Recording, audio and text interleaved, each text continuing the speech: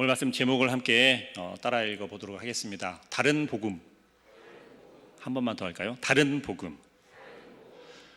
우리가 신앙생활을 하면서 복음이라고 하는 것을 잘 알고 있을 거예요. 그리고 많이 배웠고 듣고 우리의 신앙생활 가운데 이 복음이라고 하는 것이 우리에게 어떤 역할을 하고 있고 어떤 것인지에 대해서는 누가 뭐라 할지라도 서스름 없이 이야기할 수 있고 고백할 수 있고 또 그것을 누군가에게 전할 수 있을 것이에요. 그런데 오늘 우리가 함께 읽은 갈라디아서에서는 특별히 복음에 대한 이야기를 아주 강하게 또 열정적으로 혹은 격렬하게 이야기하는 것을 볼 수가 있습니다. 그래서 갈라디아서는 사실 기독교인들의 이 신앙의 자유에 대해서 이 갈라디아서만큼 잘 설명하고 있고 따르게 하고 복음의 핵심을 전한다라고 이야기할 수 있을 것이에요.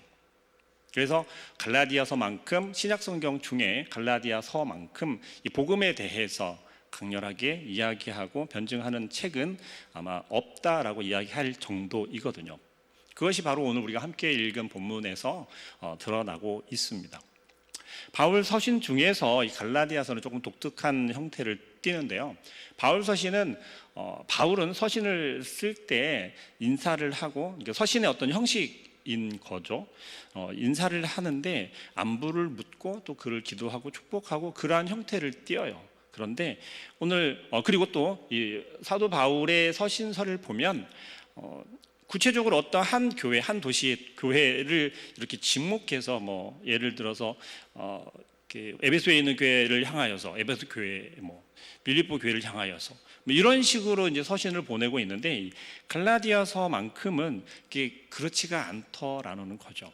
대상 자체가 한 교회를 지목해서가 아니라 넓은 지역에 그 갈라디아 지역에는 여러 교회들을 통합적으로 지명하면서 이야기를 하고 있다. 그 편지를 쓰고 있다라고 하는 것이 조금 독특한 형태를 띠고 있습니다.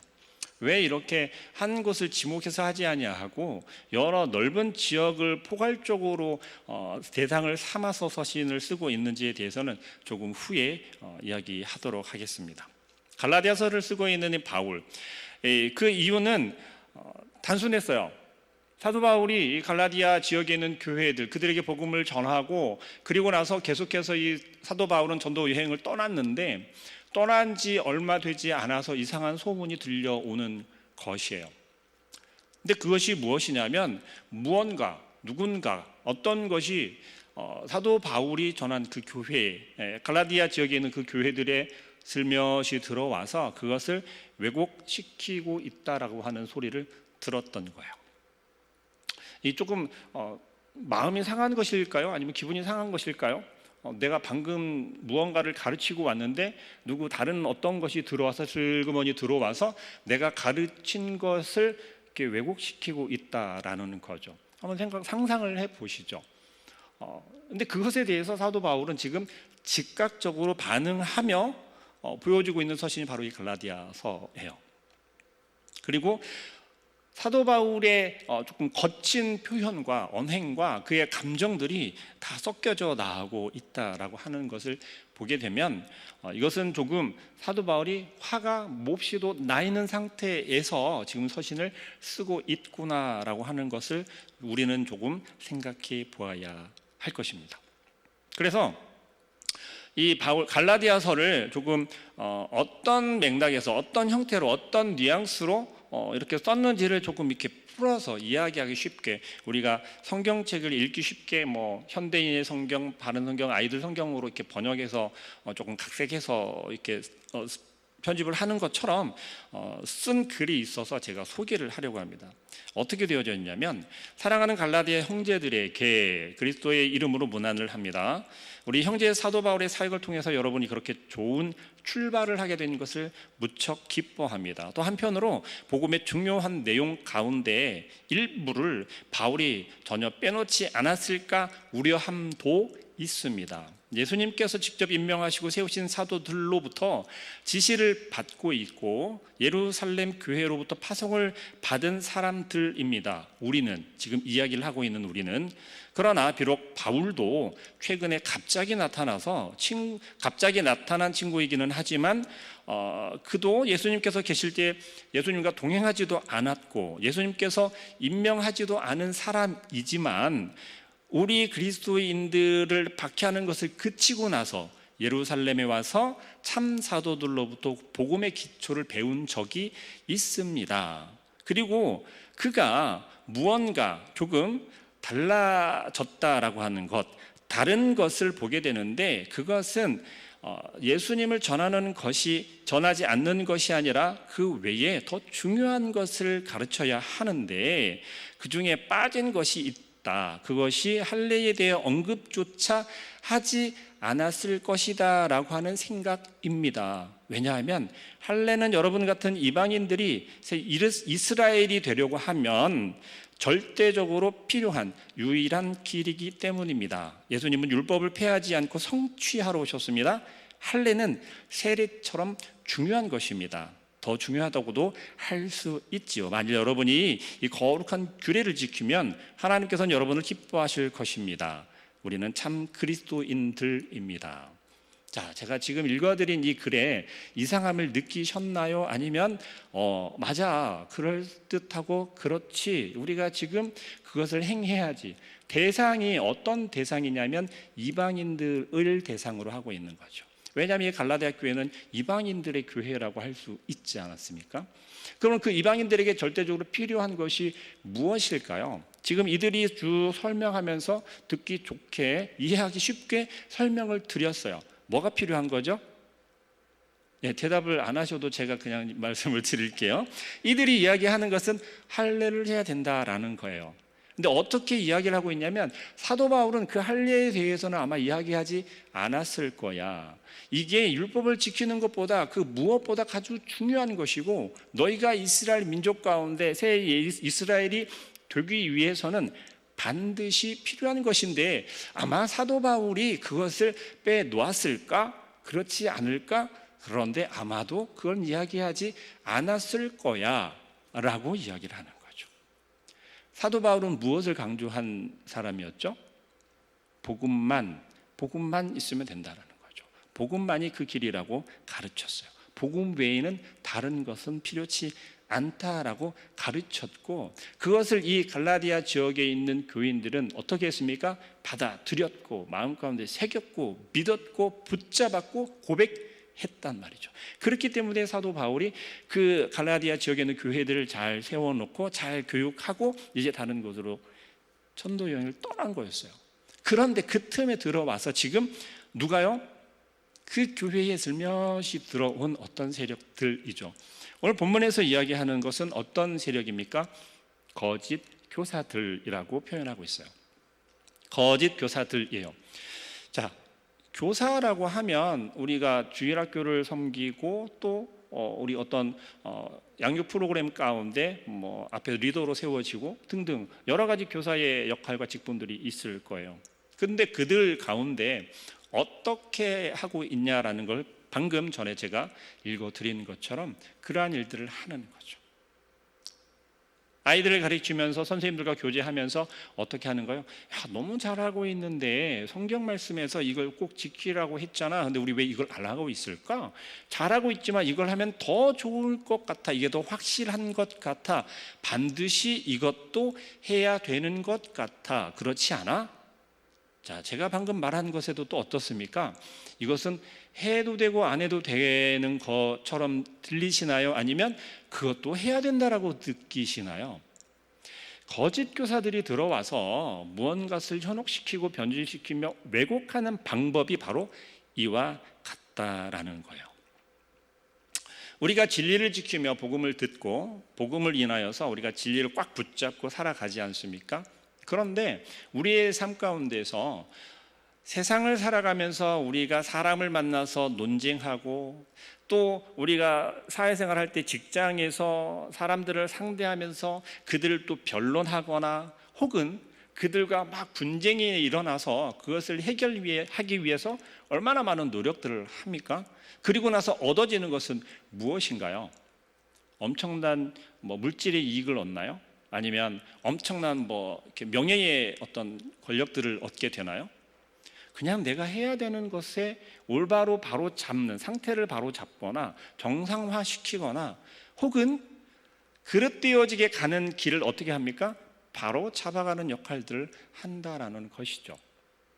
신앙생활을 하면서 우리는 어떤 생각을 하게 되냐면 세상살이를 하면서 세상 가운데 있으면서 그렇게 치열하게 다툼하고 고집부리고 소리를 외치고 그리고 나서 교회 안에 신앙 공동체 안에 들어와서는 어떤 생각만 하냐면 위로받기를 원하고 내가 회복하기를 원하고 내가 누군가로부터 인정받으며 사랑받기만을 바라는 경향들이 있어요.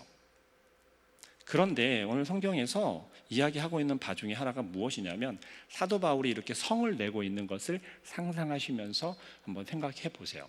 복음에 대한 이 진리에 대한 것에 대해서 우리가 사회생활 할 때 그렇게 핏대를 세우면서 말하는 것처럼 잘못된 복음을 자꾸 왜곡시키려고 하는 그러한 소리들에 우리가 민감하게 반응을 하고 있나라는 거죠.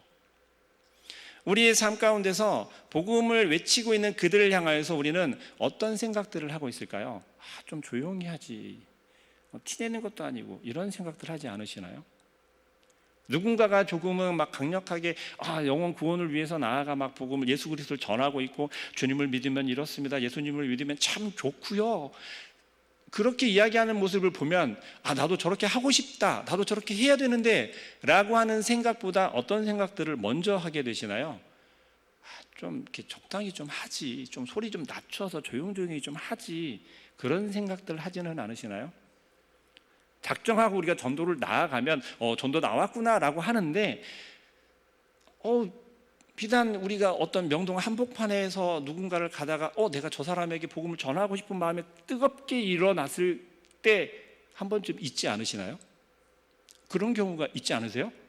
혹시 저만 그런가요? 다들 한 번씩 다 경험하셨잖아요. 그럴 때 어떻게 하셨어요?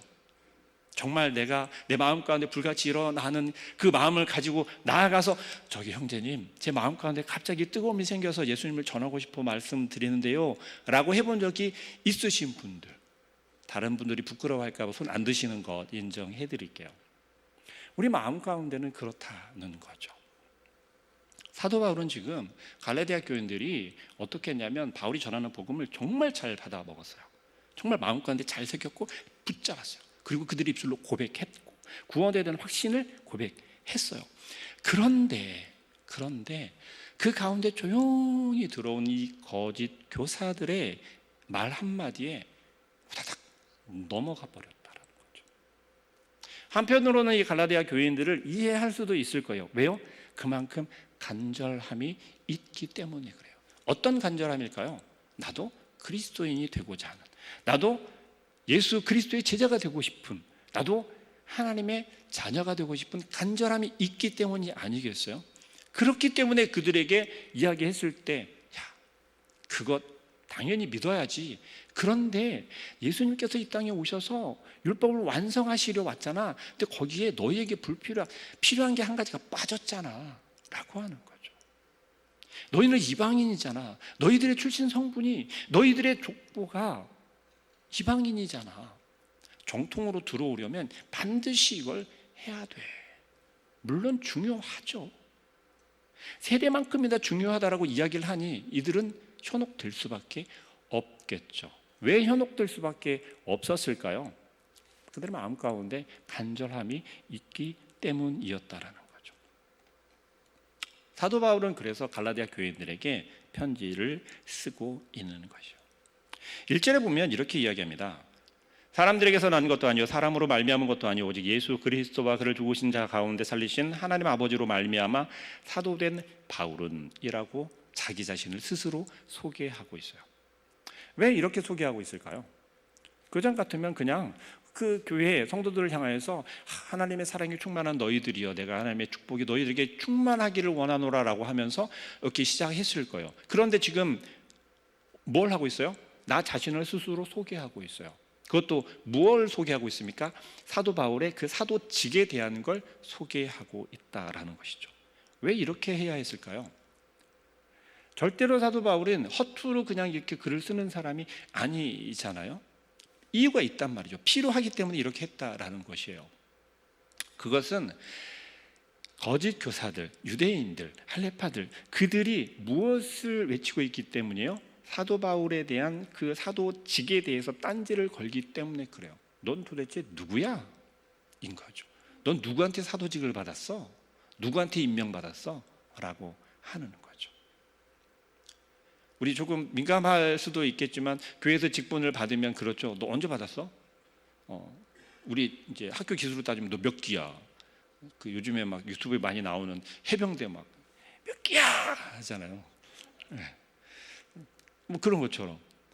근데 사도 바울에게도 그게 계속해서 걸림이 되어지더라는 거죠. 계속 따라다녀요. 꼬리에 꼬리를 물고 계속 바울을 귀찮게 하고 어렵게 하는 것 중에 하나가 바로 바울의 사도직에 대한 것이었어요. 왜요? 스스로 나는 사도가 되었다라고 고백을 하고 그 사역을 감당하고 있었거든요. 왜 그랬습니까? 어떻게? 무슨 이유로? 다메섹 도상에서 부활하신 예수 그리스도를 만남으로 해요. 그 다메섹 도상에서 예수 그리스도를 만남으로 인하여서 사도 바울은 예수 그리스도에게 무엇을 임명받았어요? 사도로 임명을 받은 거였어요. 근데 그것을 본 사람도 없고 증명할 길도 없고 스스로 증명해내야만 했다라는 것이죠. 그렇기 때문에 사도 바울은 얼마나 힘들었겠습니까? 여러분들이 신앙생활을 하면서 나는 하나님께 구원받은 자이고 예수 그리스도와 함께 더불어 살아가는 사람이다라고 하는 것을 내 입으로 그렇게 외치고 고백하지만 여러분들의 삶 가운데서 누가 여러분들을 하나님의 자녀답게 살아가고 있군요. 정말 멋집니다. 라고 인정을 받은 사람이 분명히 있을 거예요. 정말 그런데 인정을 받고 사실까요? 부끄럽지만 저도 밖에 나가면 깜짝 놀라죠. 목사님이셨어요? 깜짝 놀라거든요. 좀 부끄러운 얘기, 웃어주시면 안 돼요. 인상 쓰시고 저에게 막 뭐라 하셔야 돼요.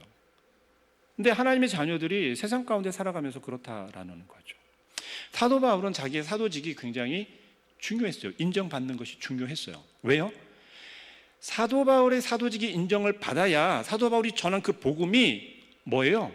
틀린 것이 아닌 거죠. 참 복음이 되는 거예요. 진리의 복음이 되어지는 거죠. 그렇기 때문에 이 사도 바울은 내가 사도직을 받은 것은 누구로부터 어디로부터 오는 것이다라고 하는 것을 분명하게 밝힐 필요가 있었고 그거에 대한 확신을 가지고 있어야만 했다라는 거죠. 그래서 갈라디아서를 쓰면서 첫 절에 그것을 이야기하고 있는 거죠. 내가 사람으로부터 낳는 것도 아니래요. 태생적으로 나는 사도가 아니라는 거죠. 태생적으로.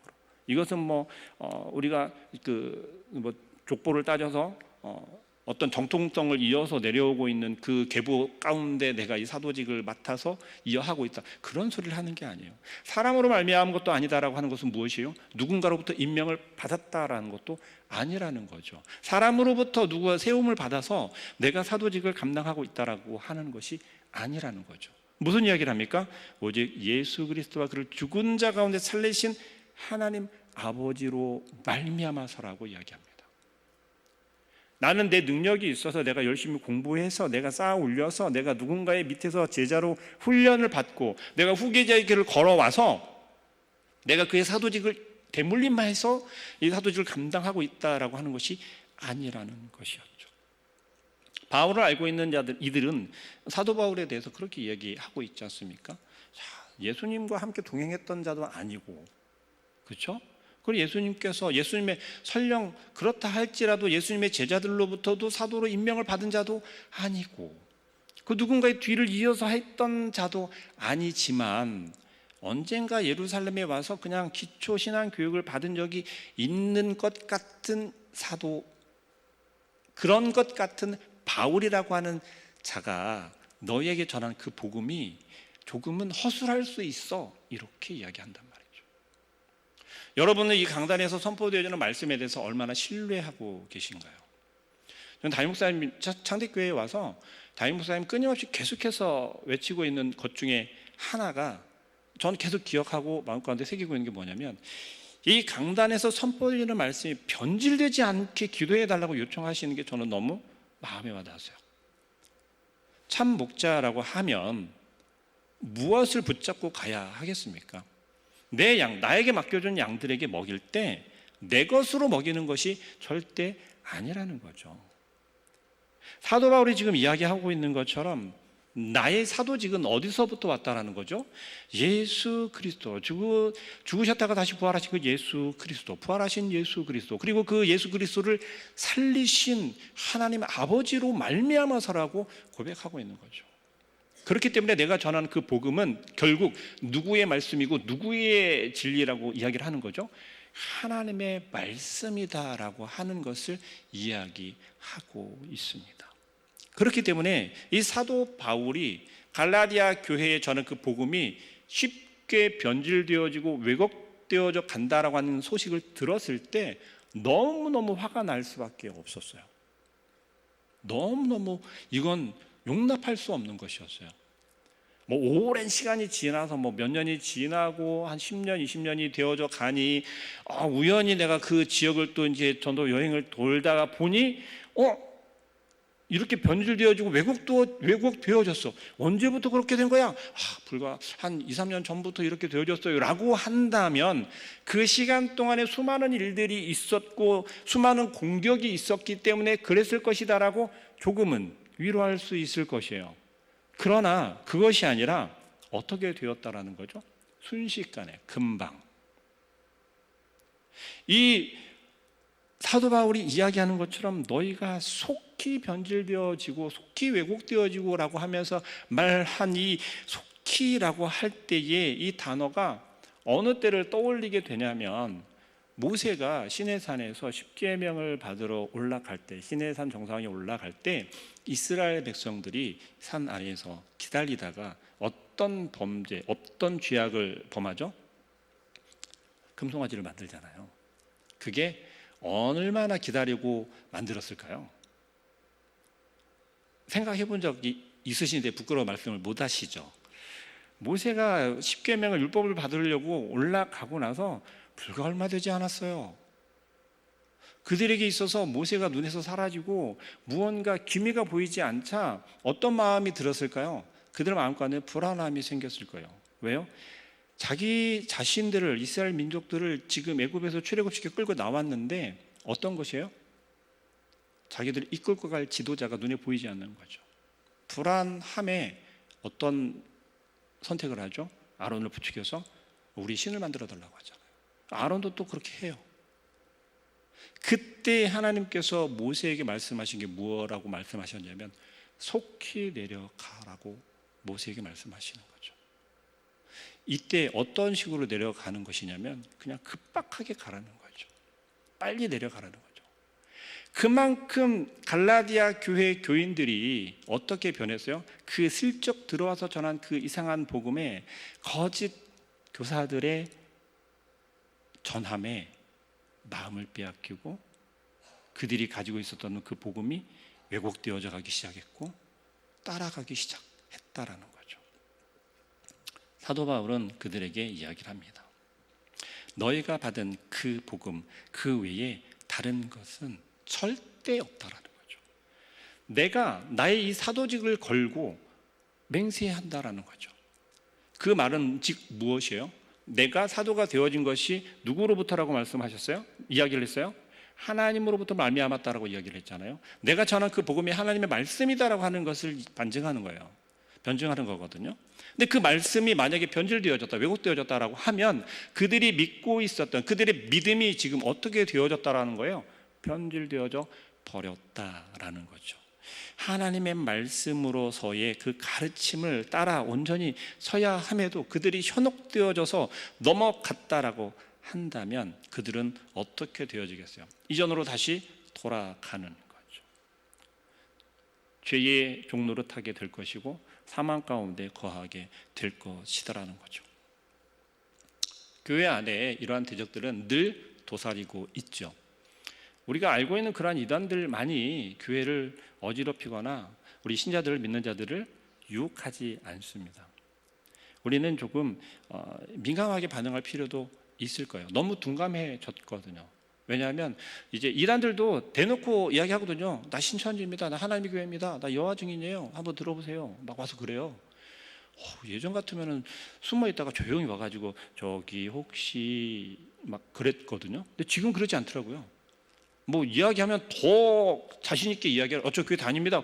잘 됐네요. 어느 교회 다니세요? 하면서 내가 믿는 저는 하나님의 교회 다니는데요. 이 말씀 한번 들어보시죠. 그런다니까요. 그러면서 막 자기의 성경적인 지식을 막 이야기를 해요. 그럴 때 우리가 현혹되어질 수 있을까요? 없을까요?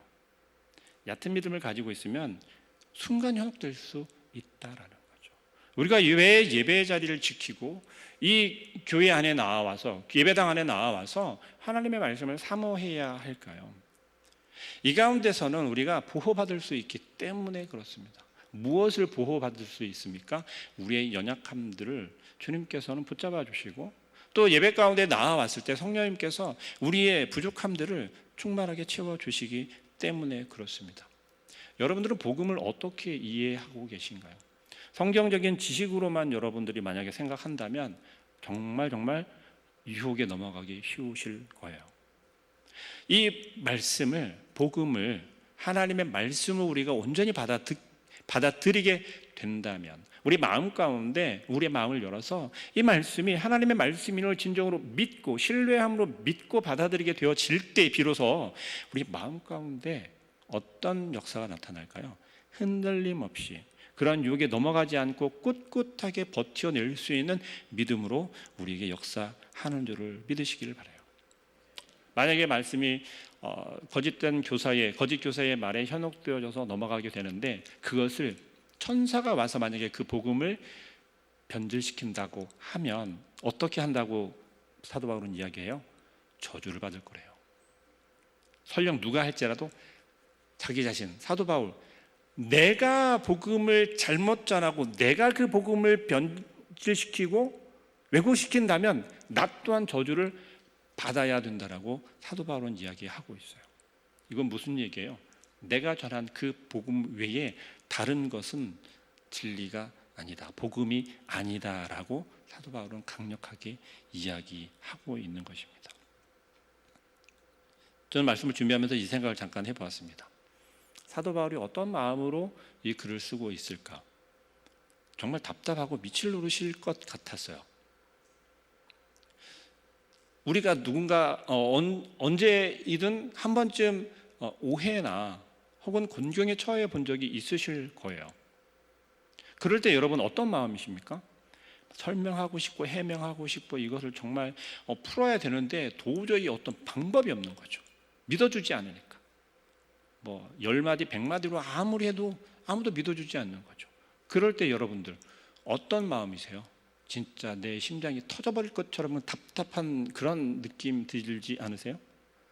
사도 바울은 지금 아마 그런 것보다 10배 100배는 더 할 거예요. 왜요? 내가 전한 그 복음을 세상에 두 눈 시퍼렇게 뜨고 코베 있는 것처럼 아니 어떻게 저 복음을 그 말씀을 한순간에 저렇게 버릴 수가 있어 라고 하는 거죠.